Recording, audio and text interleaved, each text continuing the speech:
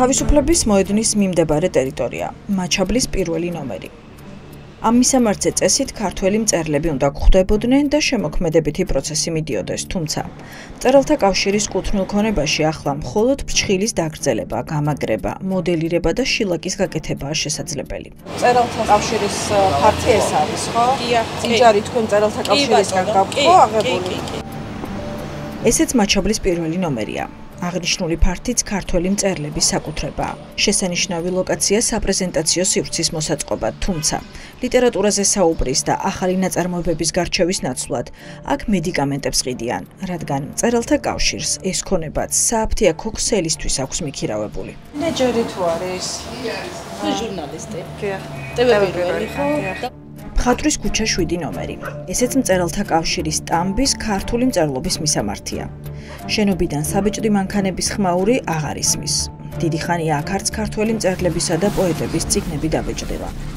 სტამბის ადგილას მეზობლები მხოლოდ მოიჯარეებს ხედავენ. რუსები იყვნენ ერთი პერიოდი. რუსები? ხო. მართლა? როგორც ბინას ისე? აი, ზუსტად არ ვიცი, ძალიან ბევრი ტრიალები უნდა წამოგვიდნენ. რუსი ტურისტების მასპინძლობის გარდა მწერალთა კავშირის სტამბის შენობას საბავშვო ბაღის ფუნქციაც ჰქონდა შეთავსებული. წიგნების დაკაბადონებისა და ბეჭდვის ნაცვლად აქ წვნიანი და ფაფები მზადდებოდა. მხატვრის ქუჩაზე მცხოვრებლები ყვებიან, რომ მწერალთა კავშირს სამსართულიანი სახლი კერძო ბაღისთვის ჰქონდა მიქირავებული. სტამბა მოშალეს ამათ და კერძო საბავშვო ბაღად გააქირავეს და რამდენიმე კაცი ჭამდა, როგორც ვიცი, თუ ჭამს ამ ფულს. 12,000 თუ 15,000 ლარა თუ 282,475 ლარი საწავიდა კითხვას უსვამ. 59,778 ლარი. 28,000 უცბად დაიხარჯა 2 დღეში სამევლინებო თანხაში. თქვენ წარმოგიდგენიათ. პოეტი ვაჟა ოთარაშვილი წლების განმავლობაში მწერალთა კავშირში გამომცემლობას ხელმძღვანელობდა. მას შემდეგ რაც განიავებულ ქონებაზე კითხვები დასვა 5 დღეში თანამდებობიდან გაათავისუფლეს. კავშირის თავმჯდომარე მაყვალა გონაშვილი კი პოსტს 2004 წლიდან ინარჩუნებს. მისი მმართველობის დროს ქართველი მწერლების კუთვნილი არაერთი ქონება გაქრა. გონიოში ჰქონდა მწერალთა კავშირის მწვანე კონცხზე დასასვენებელი სახლი და ტერიტორია, საწავიდა კითხვას უსვამ. ის ნატანების მიწის ნაკვეთი საწავიდა. აქ მარტო იმაზე არ იყო თანხებზე, აქ ფიროსმანის ნახატებზე და ბევრ სხვა რაღაც ნივთებზეა ლაპარაკი. ამ კითხვების ადრესატი მწერალთა კავშირის თავმჯდომარეობის 21 წლიანი სტაჟის მქონე მაყვალა გონაშვილია. მან უნდა გვიპასუხოს, რატომ გაიყიდა ქართველი მწერლების კუთვნილი დიდძალი ქონება მისი ხელმძღვანელობის პერიოდში. რაში დახარჯა აღებული ფული და რატომ მივიღეთ მწერალთა კავშირი იმ სახით, როგორიც დღეს არის. არავინ რატო არ არის შენობაში ხებოდა მაყვალა სამშაბათი ჩვენთვის არის ორშაბათი, ხუთშაბათი და პარასკევი. დევნილთა საერთო საცხოვრებელში შესახლებული მწერალთა კავშირი სულ 10 თანამშრომლისგან შედგება. მათ შორის არიან დამლაგებელი, ბუღალტერი და თავად თავმჯდომარე გონაშვილიც. კავშირის სავალალო მდგომარეობის მიუხედავად ქალბატონი მაყვალა მაინც ხელისუფლების მადლიერია. არც სამუზეუმო ექსპონატებად ქცეული კომპიუტერული ტექნიკა აწუხებს და არც ქვეყანაში მიმდინარე პროცესები. წულუკიანის კომისიაზეც სიამოვნებით მიდის. არ მგონია რომ ასე რუსეთისკენ მიდიოდეს საქართველოს. მე უფრო მგონია რომ ძალიან მალე ყველაფერი კარგად დალაგდება. შეუძლია რა მოხდა? მეგობარი აქტი დაამტკიცა უკვე. მეგობარი აი სწორედ გამოწვევს მეგობარი აქტი თავისი სურვილებით კი არ ამტკიცებენ. მიდის ადამიანები როგორც ადრე შაჰის კარზე მიდიოდნენ და ებუნებიან რომ აი საქართველოს აი ჯერა რომ ის რომ დღეს საქართველოში არ არის ომი ძალიან დიდი ბედნიერება. ხოცი ყოფილხარ თქვენ ქალბატონო მაყვალა? მე არც ერთი პარტიის წევრი არც არასოდეს ყოფილვარ, არც ვაპირებ როდისმე. ირაკლი ბობახიძე ლაპარაკობს. მოგესალმებით ქალბატონო მაყვალა, დაბრძანდით. გვიხარია თქვენი დანახვა და ნახვა. მაყვალა გონაშვილი სახელისუფლებო პროპაგანდამ პროტესტის მონაწილე ადამიანების გასაშაობლად რამდენიმე კვირის წინ სარფიანად გამოიყენა. საგამოძიებო კომისიის ხდომაზე მისული გონაშვილი წულუკიანის წინ იჯდა და ლაპარაკობდა, როგორ სდევნიდნენ მწერლებს წინა ხელისუფლების დროს და ხმაც არ მოუღია წულუკიანის რეპრესიებზე, მუზეუმებიდან და თეატრებიდან გათავისუფლებულ ხალხზე. იგნორისა და პატიების პოლიტიკა ორმხრივია. არც ოლიგარქიულ რეჟიმს გასჩენია კითხვები მწერალთა კავშირის უცვლელ თავმჯდომარესთან. სად წაიღო კავშირის კუთვნილი ქონება. მით უფრო რომ ქართველი მწერლების გაღარიბების პარალელურად უკვე წლებია იზრდება ქალბატონი გონაშვილისა და მისი ოჯახის წევრების ქონება. მე რადგან მაშინ არ მქონდა სახლი, მომცა ხელისუფლებამ მწერალთა კავშირის თავმჯდომარის პოსტზე 2004 წელს არჩეული მაყვალა გონაშვილი ქონებების შეძენას 2006 წლიდან იწყებს. თბილისის ცენტრში ასათიანის ქუჩაზე ისახლა 205 კვადრატულ მეტრ ბინაში ცხოვრობს. რეესტრის მონაცემებით 2013 წელს ჩნდება გონაშვილის სახელზე ბინა ბათუმშიც. ბოლო შენაძენი აქვს ახლად დაშენებულ კორპუსში, შანდორ პეტეფის ქუჩაზეც. თუმცა ეს ჩამონათვალი ზღვაში წვეთია იმ ნუსხასთან, რომელსაც მწერალთა კავშირის თავმჯდომარის ქმრის მერაბ კეზუას სახელის გასწვრივ ხედავთ. ქონების რეესტრის მიხედვით არც კეზუა ფლობდა უძრავ ქონებას ცოლის თავმჯდომარეობამდე. ყველაფერი კი რუსთაველის 42 ნომერში გამომცემლობა მერანის სავაჭრო ცენტრად გადაქცევით დაიწყო. მწერალთა კავშირის კუთვნილ წილში მყიდველმა $1 მილიონ მეტი გადაიხადა. რაში დაიხარჯა ეს ფული და როგორ ემთხვევა მერანის გაყიდვა მაყვალა გონაშვილის ქმრის გამდიდრებას. მილიონად გაიყიდა თუ ზუსტად არ მახსოვს და ჩაირიცხა, იმიტომ რომ მე რაღაც გადასახადი იყო იქ სახელმწიფო გადასახადი 800.000. აი რაში დაიხარჯა 800.000, რომელიც დარჩა მწერალთა კავშირს. შენობა იყიდეს მეთქი გეუბნებით 800.000 9 მილიონამდე და ახლა მილიონი ის შენობა. მილიონი ის. ეხლა გავიგე გაძვირდა ყველაფერი და მაშინ 9 მილიონი კი, რა თქმა უნდა, ეგეც რა თქმა უნდა. ამ ჟურნალისტური გამოძიების ფარგლებში ჩვენ დოკუმენტებით ვამოწმებთ ყველა ფაქტს, რომლის შესახებაც ქალბატონი მაყვალა გვესაუბრება. შაბათის ეთერის მიერ მოპოვებული ნასყიდობის ხელშეკრულების მიხედვით, გონაშვილის მიერ დასახელებულ $9 მილიონს მთელი 88,000 ამერიკული დოლარი აკლია. კონტრაქტი $412,000-ზეა გაფორმებული. რაში დაიხარჯა დანარჩენი. გონაშვილის ანგარიში 300, რეალური ჯამით კი $400,000 ამერიკული დოლარი. მე მოხდა თვითონ იქ არ შედიოდა მოხდა მაშინ რემონტი და მოხდა ის რომ ხალხს ხელფასი აქვს მაგდენი წელიწადში და იარსება გამოსცემლამ, იმიტომ რომ ქონდა ჟურნალი, ქონდა წიგნები, მაშინ აყვავებული იყო ყველაფერი. უბრალოდ მოგებას 300,000 მაგაში დაიხარჯა როგორც მივხვდი ხელფასში და კი ბატონო. რამდენად დაიხარჯა $400,000 ამერიკული დოლარი მწერალთა კავშირის წევრების ხელფასებსა და წიგნებზე, ამის დადგენა მხოლოდ საგამოძიებო უწყებას მწერალთა კავშირიდან შესაბამისი დოკუმენტაციის გამოთხოვით შეუძლია. ჩვენ კი შეგვიძლია გაჩვენოთ ის, რაზეც ხელი მიგვიწვდება და რაც კითხვის ნიშნებს ლეგიტიმურად აჩენს. დავიწყოთ მაყვალა გონაშვილის პირველი შენაძენით. მე სახლი შევიძინე აქ 2005 წელს, სადაც იქნებოდი თავმჯდომარე. მწერალთა კავშირის თავმჯდომარის ნათქვამი დოკუმენტებით არ დასტურდება. გონაშვილმა კავშირის თავმჯდომარის პოსტი 2004 წელს დაიკავა. პირველი ბინა თავისუფლების მოედანთან ახლოს ასათიანის 14 ნომერში კი 2006 წლის 18 ივლისს შეიძინა. წელიწად ნახევარში 2008 წლის 23 იანვარს ამავე ახლადაშენებულ კორპუსში უფრო დიდ ბინას ყიდულობს მაყვალა გონაშვილის მამამთილი. 1924 წელს დაბადებული ივანე კეზუა. ძალმაც და მამამთილმაც უძრავი ქონება იპოთეკის გარეშე შეიძინეს. ქვევით შევიძინოთ სართულით გასხვავებული. შემდეგ უკვე გადავცვალეთ ამ ბინაზე და დავამატეთ თანხა, რომელსაც დღემდე ვიხდი. მე ბანკიდან ავიღე 100,000, არის ამის საბუთის და თვიურად ვიხდი 1,200 ლარს ყოველთვიურად. თქვენმა მამამთილმა? დაგვეხმარა, მამამთილმა მანქანას გაყიდა თავისი, ზუგდიდში სახლი გაყიდა. ამ ერთ წინადადებაში რამდენიმე არასწორი ინფორმაციაა. ზუგდიდის რაიონის სოფელ ახალსოფელში არსებული სახლი გონაშვილის ქმრის ოჯახმა დედაქალაქში ქონების შეძენიდან 4 წლის შემდეგ გაყიდა. შესაბამისად, 2008 წელს ნაყიდი ბინისთვის 2012-ში გაყიდული სახლის ფულს ვერაფრით გამოიყენებდნენ. ჩნდება გონივრული ვარაუდი, რომ პენსიონერი მამამთილის სახელით შეძენილი ქონებაც მწერალთა კავშირის თავმჯდომარის შენაძენი იყო. რადგან ივანე კეზუამ 205 კვადრატული მეტრი ბინა საბოლოოდ მემკვიდრეობით გონაშვილის ქმარს გადასცა და მწერალთა კავშირის თავმჯდომარე ოჯახით ახლა სწორედ ამ ბინაში ცხოვრობს. იგი აი ამდენი ხნის მანძილზე მე ვალებს ვიხდი. აი დახალ შეგიძლიათ ხო რომ დახოთ, იმიტომ რომ მე შეიძლება სხვა ვალი იყოს, მაგრამ 20 წელიწადზე მეტი არ არსებობს იპოთეკური. სხვა ვალი არაფერი არ არსებობს, გეუბნების 20 რამდენი დაგჭათ კიდევ სახლი? კიდეს მომავალ წელს დავამთავრებ და თვეში ვიხდი 1,200 ლარს. იმიტომ რომ თავიდან კი. ხო და კიდევ იქნება.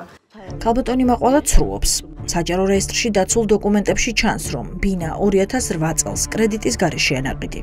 უძრავი ქონება იპოთეკაში მხოლოდ 5 წლის შემდეგ სავარაუდოდ სულ სხვა მიზეზით ჩაიდო. ეს არის 160.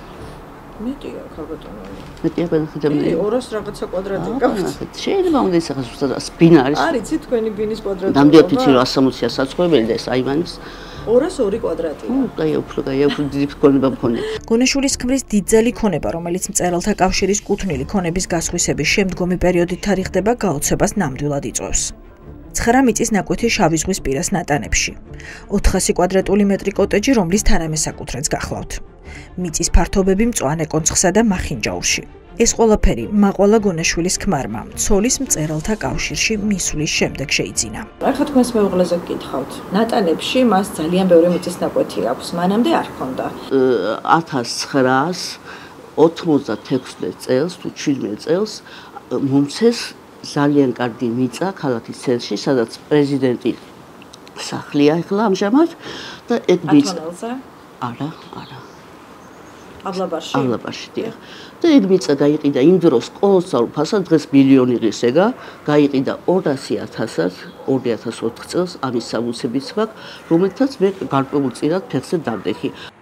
საჯარო რეესტრის ეროვნულ ბიუროში იმის გადასამოწმებლად მივდივართ, სად მდებარეობდა სახელმწიფოს მიერ გონაშვილისთვის ნაჩუქარი მიწა საპრეზიდენტო სასახლის სიახლოვეს, რომლის გაყიდვაც 2004 წელს, ჯერ კიდევ მაშინ, როდესაც იქ სასახლის მშენებლობა დაგეგმილი არ იყო, მწერალთა კავშირის თავმჯდომარემ, როგორც თავად ამბობს, 200,000-ად შეძლო.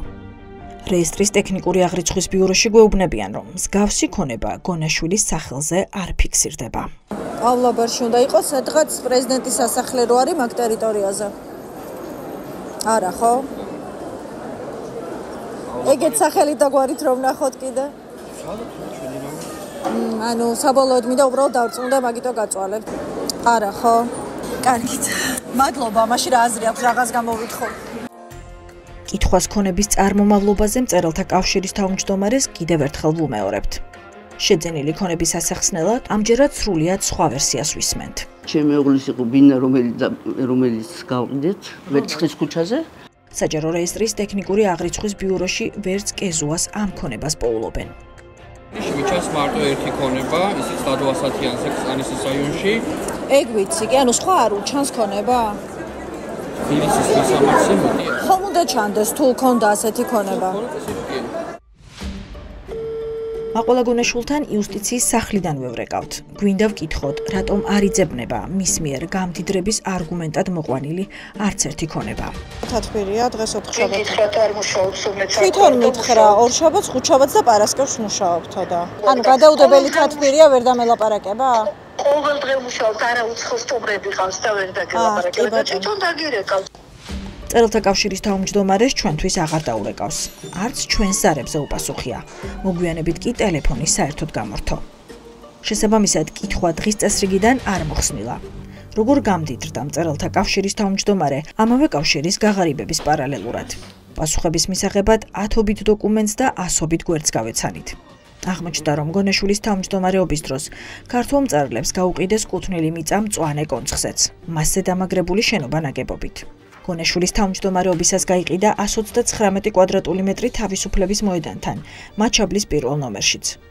გონაშვილის მმართველობისას გაიცვალა მწერლების კუთვნილი მიწები ნატანებში, ზღვის პირასაც. პირიკი, ვიზეც საბოლოოდ ეს ფართობები გაფორმდა, არც მეტი არც ნაკლები, მაყვალა გონაშვილის ქმარი მერაბ კეზუაა. მაყვალა გონაშვილი დარჩა როგორც ერთი ბინძური ყვარყვარე ქალბატონი, ფარისეველი, გარეგნულად პირმოთნე, რომელმაც ფაქტიურად მწერალთა კავშირის ძალიან დიდი ქონება მიითვისა. გონიოში ჰქონდა მწერალთა კავშირის მწვანე კონცხზე დასასვენებელი სახლი და ტერიტორია, რომლის სანაცვლოდაც, რომელიც გაიყიდა და რომლის სანაცვლოდაც მწერალთა კავშირს უნდა აჭარაში, აი იგივე შეკვეთილში, ნატანებში და იმაში მიეღო და ეშენებინა ის. აი აქ წერია ეს ზუსტად ეს თანხა. არა მსგავსი არაფერი. მწერალთა კავშირი შავი ზღვის სანაპიროზე ფლობდა რესტორან აფხაზეთს და 1151 კვადრატულ მიწას. ეს ქონება მაყვალა გონაშვილმა 2006 წელს გაყიდა. საკადასტრო კოდი, რომლითაც აღნიშნული ქონება კავშირის სახელზე იყო რეგისტრირებული, საჯარო რეესტრში აღარ იძებნება. მწერალთა კავშირის დამალულ კვალზე ამ განცხადებას გავყავართ. რესტორან აფხაზეთის ყოფილი ტერიტორია გასაყიდადაა გამოტანილი. ახლანდელ მფლობელს როგორც მყიდველი ისევ ურეკავთ. ეს მწერალთა კავშირის რომ იყო ის ტერიტორიაა? მწერალთა კავშირიდან ვიყიდეთ, ხო? ვის ტერიტორიაა, რაც მწერალთა კავშირის იყო? კი, დიახ.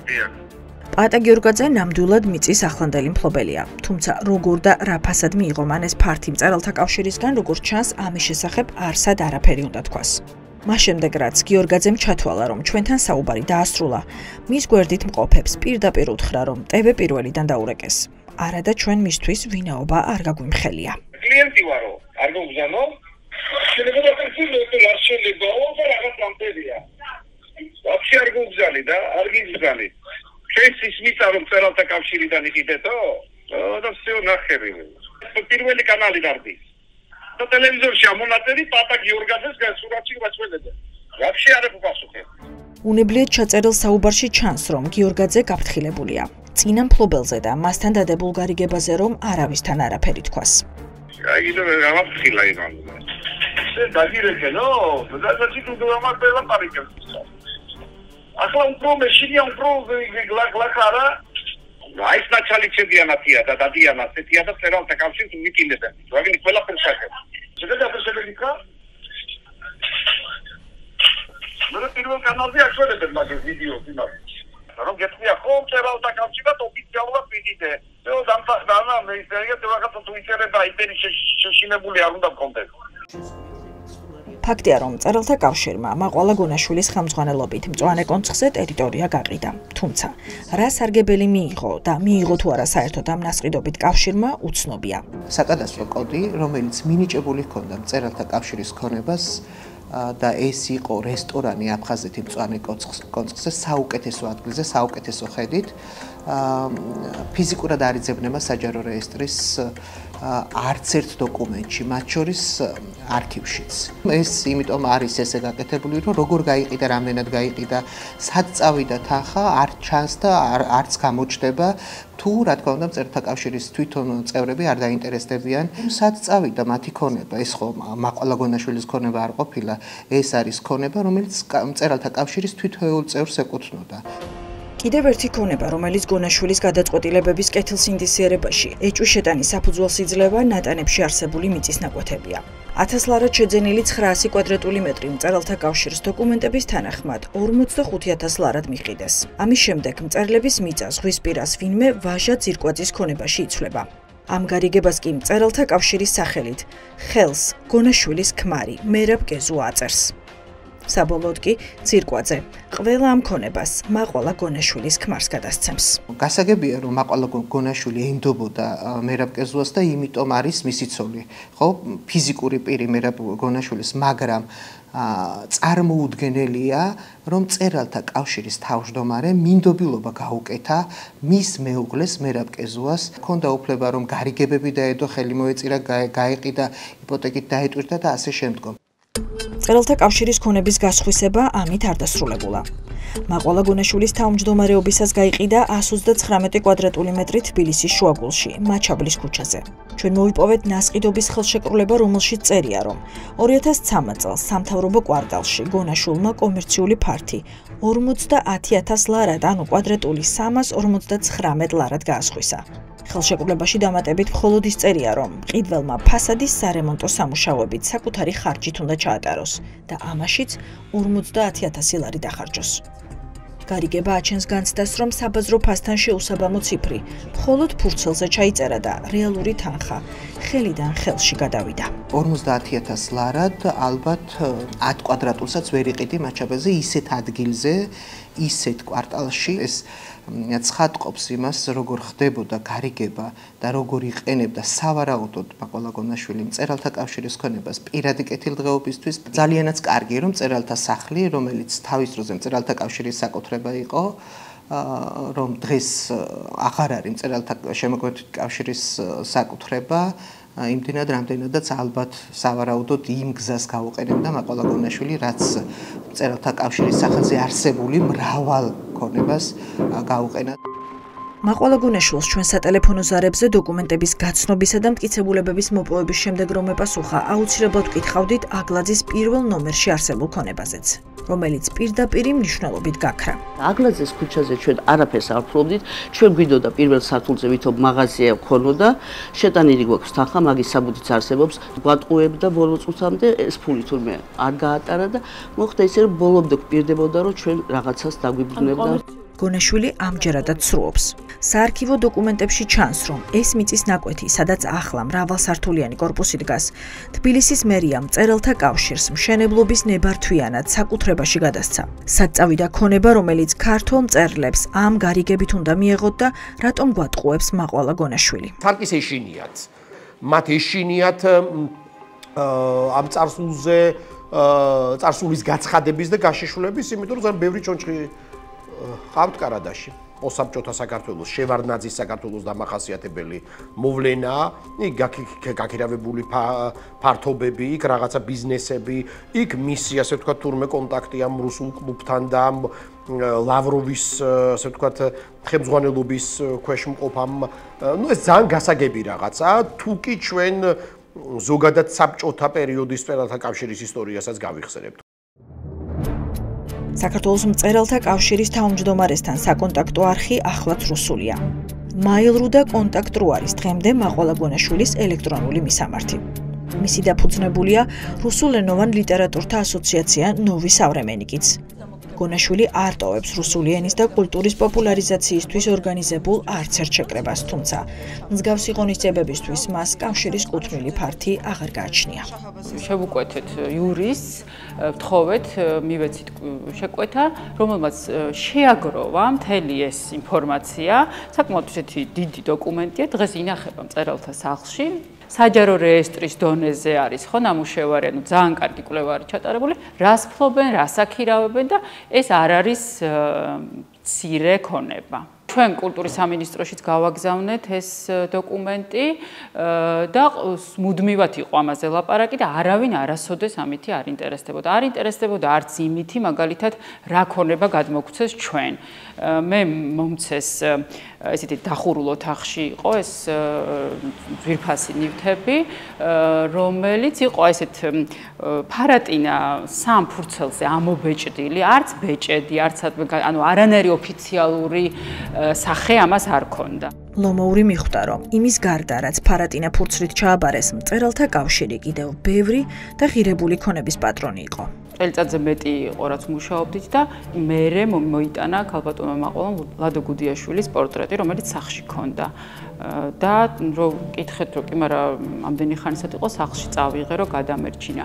დღემდე არ არის მოტანილი ძალიან ცნობილი დიდი ბიბლიოთეკა, ბროკჰაუზის ბიბლიოთეკა. ეს მხოლოდ ისაა, რაც მაყვალა გონაშვილმა ფაქტების გახმაურების შემდეგ მწერალთა სახლს დაუბრუნა. თუმცა, კიდევ რის გადარჩენას ცდილობდა საკუთარ ოჯახში, არავინ იცის.